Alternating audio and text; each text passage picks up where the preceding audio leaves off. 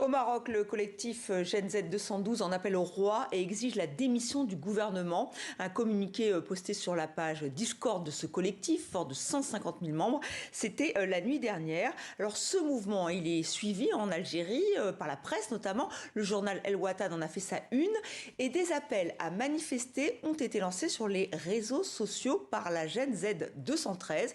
Nous sommes en direct avec Ali Bouklev. Bonsoir, vous êtes journaliste indépendant, vous êtes en direct d'Algérie. Cet appel, est-ce qu'il a été pris au sérieux par les autorités algériennes ?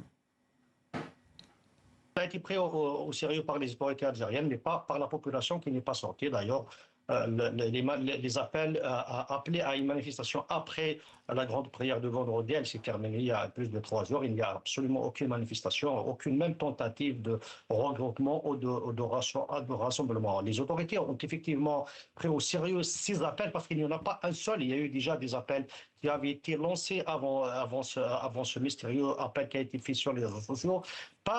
Ce premier appel avait été lancé par des activistes algériens établis notamment en Europe et parfois au Maroc qui voulaient des manifestations pour ce 3 octobre, d'autres pour le 5 octobre, mais il se trouve que ces derniers mois, il y a une coupure carrément entre les activistes établis à l'étranger et ceux qui étaient ici notamment sont issus du Hirak de 2019, ce qui fait que les appels sont nuls et non avenus et personne ne les a suivis. Celui qui est venu cette fois-ci de GZ 2013 qui ressemble à ceux que nous avons connus au Népal, au Madagascar et plus récemment au Maroc, n'a pas été non plus suivi et les autorités savaient évidemment qu'il n'y en avait pas. La preuve, c'est que ce matin, il y avait une présence policière très discrète dans les rues d'Alger et des grandes villes du pays. Il n'y a pas de dispositif sécuritaire particulier ou spécial. C'est la preuve que les autorités savaient qu'il n'y aurait pas de grandes manifestations. D'autant plus que Donc les pour raisons vous, qui ont poussé les Marocains... oui, si je vous suis bien, donc vous dites qu'il y a effectivement une scission entre la diaspora algérienne qui pourrait être derrière ce hashtag Gen Z 213 et d'éventuels militants du Irak. C'est ce que vous nous dites. Non, je ne parle pas de cet appel, je parle d'un autre appel qui avait été lancé avant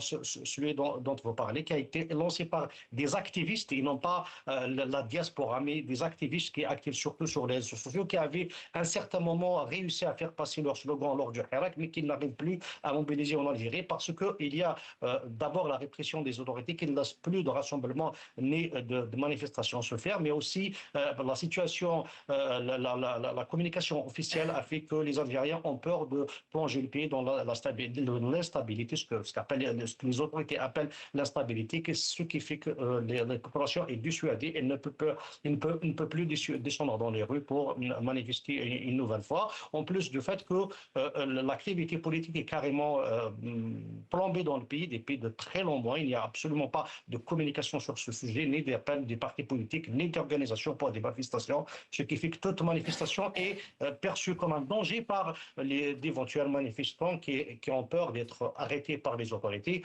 En plus de fait, comme je l'ai dit, il y a une communication officielle qui fait passer un message selon lequel des manifestations auraient été commanditées par le Maroc et d'autres puissances hostiles à l'Algérie, et ça ferait l'affaire de ces pays et non pas de la population. Merci Ali Bouklev d'avoir été avec nous en Merci. direct depuis Alger, donc en direct dans 64 minutes.